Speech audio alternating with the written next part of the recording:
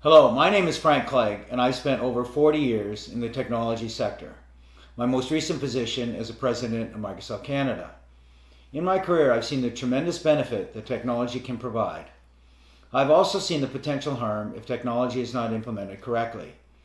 And I believe our current implementation of wireless technology is not safe. That's why I co-founded Canadians for Safe Technology and why I joined the business advisory group of the Environmental Health Trust. I am especially concerned about our current implementation of 5G wireless technology.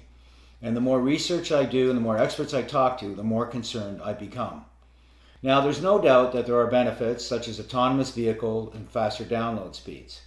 At the same time, I think there is potential harm.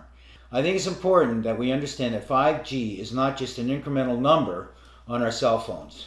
In fact, over 230 scientists and researchers from 41 countries around the world have formally written to the United Nations, their member nations, and the World Health Organization expressing their concern over the planned rollout of 5G technology, especially for vulnerable populations such as children, pregnant women, and the environmentally sensitive.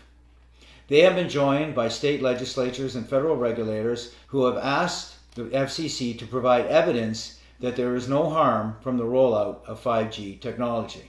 There is no doubt that the engineers and businesses and companies that roll out technology are well-meaning. However, their focus is on being first to market and getting new products into the market as efficiently and quickly as they can. I am not aware of any research or studies by my industry or related industry that deal at all with the health or safety effects of wireless technology. Here are some important facts about 5G. 5G technology has not been tested. I am not aware of a single study that shows that 5G technology is safe. 5G, as in all other wireless technology, gives off radio frequency radiation, which is absorbed in the human body and accumulates in the human body. One segment of 5G technology are millimeter waves. Millimeter waves are used by the US and Israeli government in their active denial systems, which are used for crowd control. And what they do is they provide a very painful reaction in the skin organs of the body. We have no idea what the impacts will be to human health if that kind of millimeter wave technology is used and we are exposed to it 24 hours a day, 7 days a week. There are significant proven health effects from wireless technology and wireless devices. These include insomnia, headaches, fatigue, heart palpitations, all caused by exposure to wireless devices and the radiation from them.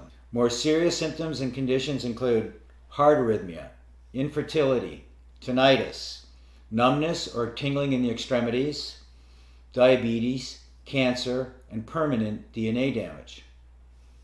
Mental health is also impacted, with increased anxiety, depression, rises in ADHD and autism, mood swings, and emotional instability.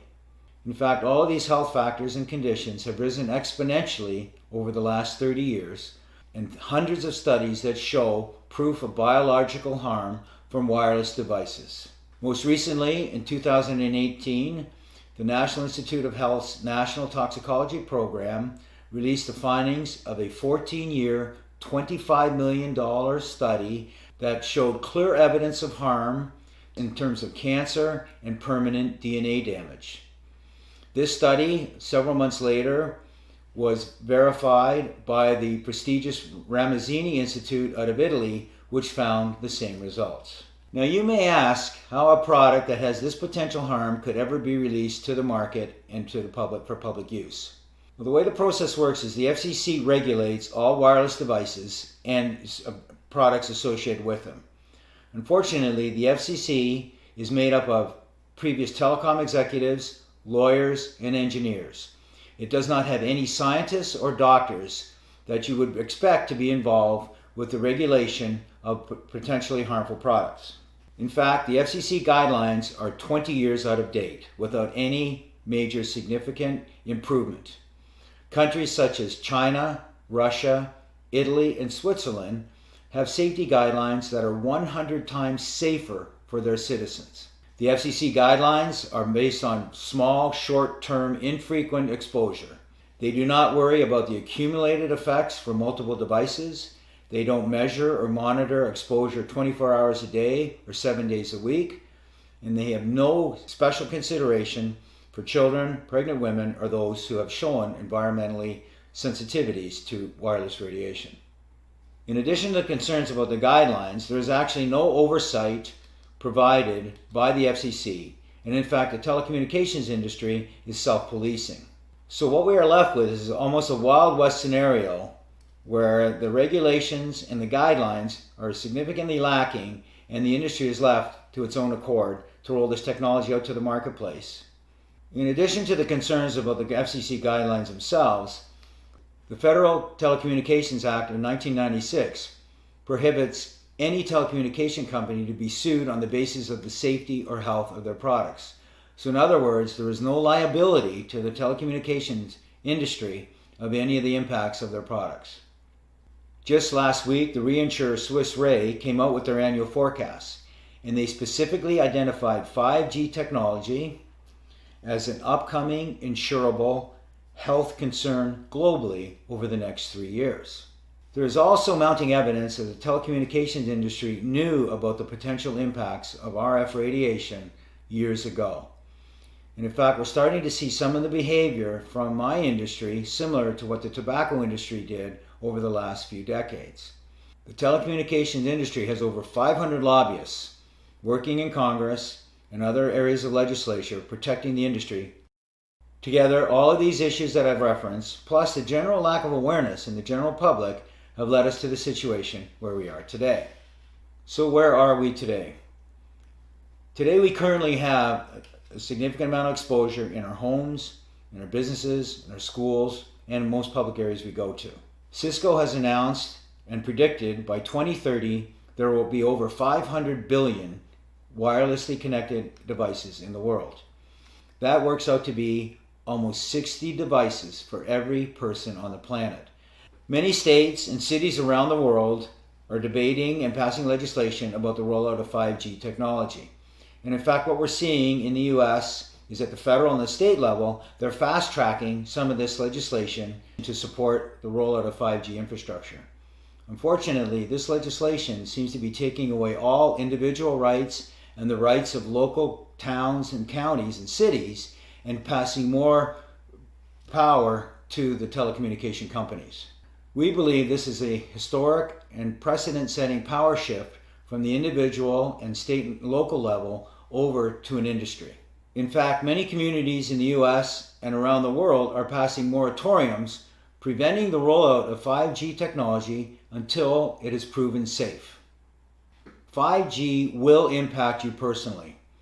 There are designs that show the requirement for small cell 5G antennas as close as every third house in the neighborhood and could be as close as every 500 feet in public areas. The impact of that radiation at that level of frequency and intensity and power 24 hours a day and 7 days a week is unprecedented and is not understood. I've spent the last 5 years of my life, I've had the opportunity to meet with experts on a worldwide basis who have spent their careers studying the impact of wireless radiation and devices.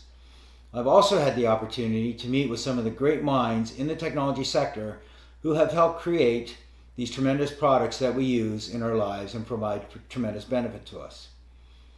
I am convinced that there are safer alternatives available so we can have the best of both worlds. Technology that can provide the tremendous benefits, but technology that is safe.